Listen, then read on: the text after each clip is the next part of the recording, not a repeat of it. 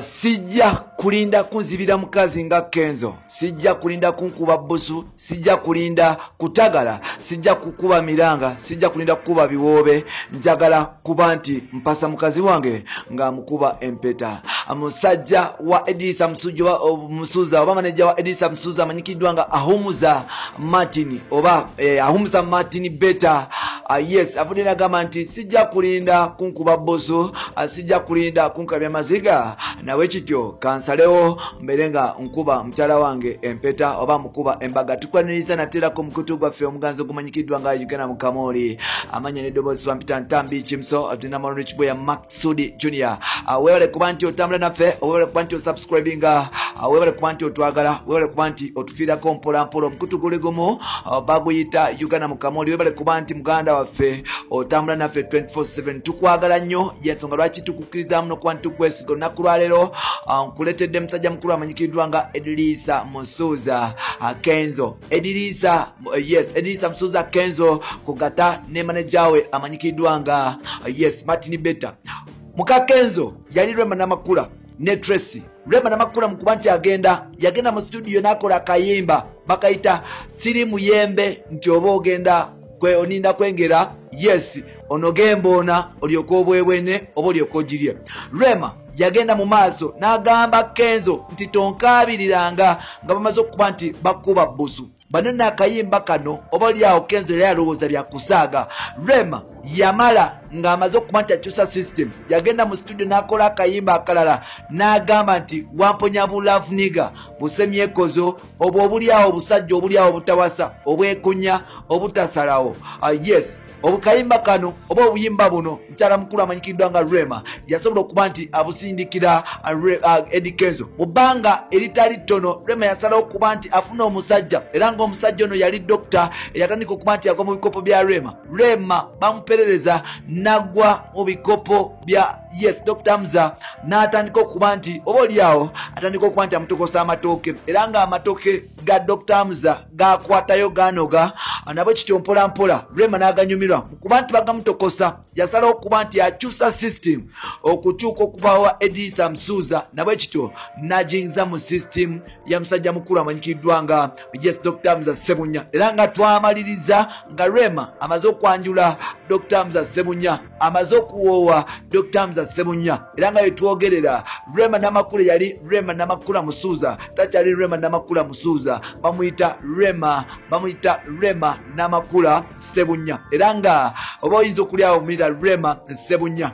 Mpola mpola wetwogerera Rema yagenda ewa Sebunya nsonga yaki ya musajja oba olyawo butasalawo okuba nti awasa gayono mpola mpola kuba nti oba olyawo bamutwala Kenzo yatandika okuba emiranga n'ayita ne gavumenti weeyayo wano nno Sekamuzata yamugamba nti mu buvubuka busa bulavuniga busemyekozo obutagala kuwasa mulyawo musibwalire ku baana b'abandi genda owase nnyoko. Kino nno kyaloma Kenzo paka sawa zino oba olyawo tasonyiwanga Sekamuzata. Mpola mpola mukuba nti sisimu eyegenda mu maaso Kenzo yatandika okuba nti ajogebwa. Kenzo yatandika okuba nti asimwamu amaaso era nga twamaliriza bafaani bamubanja mugole. Bwe twogera Kenzo yagenda mu maaso n'okuba nti ate akayimba bagamba tulinda mugole paka sawa zino tukyalinze mugole wa Edisa Musuza tetumulabanga era nga wetwogerera Kenzo bambi ali ku bunkega anonya anasobola okuba nti amufumbire toke tamulaba kuba nti akyagenda mu maaso n'okuba nti anonya amufumbire toke. Manager we amanyikiddwa nga Martin Beta Ahumuza Beta Martin bambi musajja watu agambye sijja kulinda kulaba byatuka ku muyimbi wange, sijja kulinda kulaba kukaaba nga Kenzo, sijja kulinda kolima, sijja kweyita kana kambata, sijja kwefuula mbu sirina, sijja kwefuula nga fala kekisero kuba nti nkwata mukyala wange nabwe kito mwanjule. We twogerera musajja mukulu amanyikiddwa nga Martin Beta manager wa Edisa Musuza ateekateeka kuba nti akuba embaga era nga n'empeta yagiguze dda ajagenda okuba nti ateeka ku buli mukyala we bagenda okufuna. We twogerera manager wa Edisa Musuza amanyikiddwa nga Martin Beta Uncle Beta yaguze dda empeta ajagenda okuba nti ateeka ku mukyala we gwagenda okuba nti afuna ente from nawe era nga twogerera mukyala mukulu musajja mukulu amanyikiddwa nga Martin Beta oli agenda kuba nti asukuluma ku muyimbi we bye yakola byamulema okuba nti atuusa bana babanji abazaalamu abalala n'abalekaawo Martin Betta agamba nze sijja kuzaala mwana ate tandika okuba nti muzuula sijja kuba nti nzaala mu bakazi baana nga sibanjudde sijja kuba nti nzaala mu mukazi mwana nga simuwadde mpeta. Martin Betta atandise okuba nti ateekateeka okuba nti yeyanjula atandise okuba nti ateekateeka okuba nti mamwanjula atandise okuba nti ateekateeka okuba omusajja omukyala wa mwana w'abandi empeta n'ebyenda bimwetukuta era ng'abantu bangi boolyawo abesunze omukolo gwa Martin Betta. Wano nno Big Eye naye yavudde n'agamba nti owaayi Betta n'oyinza okuba nti oli waddala kubanga Kenzo ebyo ebintu byamulema naye ate gwe wendaba nti ovuddeyo munoosoloza obusente bw'omupulampula nosalawo okuba nti osalawo owedinge yes mukyalawo kiba kya tabu nnyo era Big Eye yagambye nti Martin Betta big up nnyo osobola okuba nti osalawo okuba nti bambi oyanjula n'okuba nti owedinga omwana w'abandi bangi abavuddeyo. Rema naye ali excited yagamba nti owaayi Betta binono byalema kyaliwo teyabikola naye ng'osazeewo okubikola ku mbagayo nyamba ngenda kujja nkuyimbire bwereere lyeryo essanyu eririwo era nga bantu bangi abasazeewo okuba nti balekerako Martin Betta olwalina okuba nti yasazeewo okuba nti bw'atyo akuba mukyala we empeta. Yabadde proposal neva mu proposal ne bifuuka serious abalala bagamba nti oba luliawo Martin Betta abala ku mukyalo no ssente ate nga Betta agamba nti ye ekimututte mu relationship eno si kasente wabula kwe kusala okuba nti akonsentrate n'okuba nti asalawo yekumire yes ku mukyala we mpola mpola. Bangi abakuba embaga ne bavaayo twalaba musajja mukulu amanyikiddwa nga Douglas Lwanga okuva wali ku NBS After 5 omusajja ono ng'akyali wali ku record yafuna omukyala yali mukulukulu bw'ati ne bagendera nga omukyala ono yali accountant wa banka emu bwekyo yamufuna ne banjula n'amukuba embaga n'agenda mu bufumbo obwamala ebbanga ettono ennyo. Douglas mukuba nti alina omukyalo yamalayo ebbanga ttono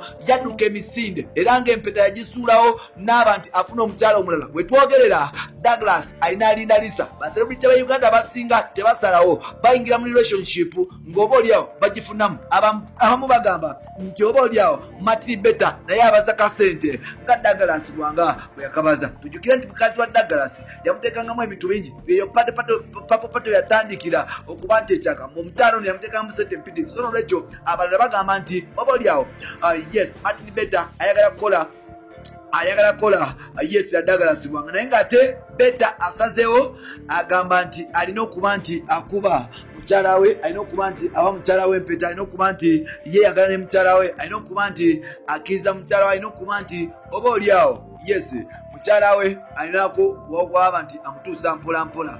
Wano eno challenge yagenda okusettinga egenda kubeera yanjawulo. Kenzo agamba tulinda mugole Martin Betta yafunye omugole gwagenda okuba nti akuba embaga. Bantu bangi bagamba nti Betta ajja kusettinga yes record nyingi. Wano wembuuliza manager Jeff Chiwa ngono ye manager wa Chiba Kalungi tetulabangako omwana we tetulabangako omukyala we. Abamu bagamba nti oba oliawo Jeff Chiwa tazaala. Jeff omwana omutuletera ddi omukyala ye Chiba Kalungi oba olina omukyala omulala. Twagala mwana twagala mugole Jeff Chiwa. Then ngende wani manager ki atasalawo manager omuyimbi kyawo mpola manager Emma Carlos yali wa Khalifa alina abaana naye tetulabanga mpeta. Manager Emma Carlos Emma Murondo ofuna ddi omwana oyanjula ddi omwana w'abaana n'omukuba empeta. Yes mpola manager Roger tulinze embaga ya mwene Spice Diana yaddi kubanga kati manager wa Kenzo asetinze trend nti ye si musajja alozaako obulaza n'alezaawo. Roger Lubega Spice omwanjula ddi oba olina omukyala omulala ogenda okwanjula. Tuwulira Roger olya Tina Tine ennaku zino so tubuulire ogenda kwanjula Tina Tine ogenda kwanjula yes bamuyita Lady Mariam Tina Tine ogenda kwanjula Lady Mariam Tina Tine ogenda kwanjula Spice Diana oba ogenda kuwasa omukyala mulala. Manager Roger ekyo kibuzo kikulekedde okyeddemu mpola twetwogerera Martin Betta ahumuza nga ye manager wa Kenzo. Yes agenda kukuba omwana w'abandi embaga n'ebyenda bimwetokote era nga bangi bazeesuuda okuba nti bakibirako okuli Rema okuli n'abayimbi abalala. Big Eye n'abasigaddeyo bavuddeyo ne bamukongratulatinga mpola. Bampita Ntambi James Ode na Manu Chibuya Max Sudi Junior kuba nti weggumira wano ne tugenda mu system mpola mpola. Mbagala nnyo banna ba maama, twegweko mu next episode.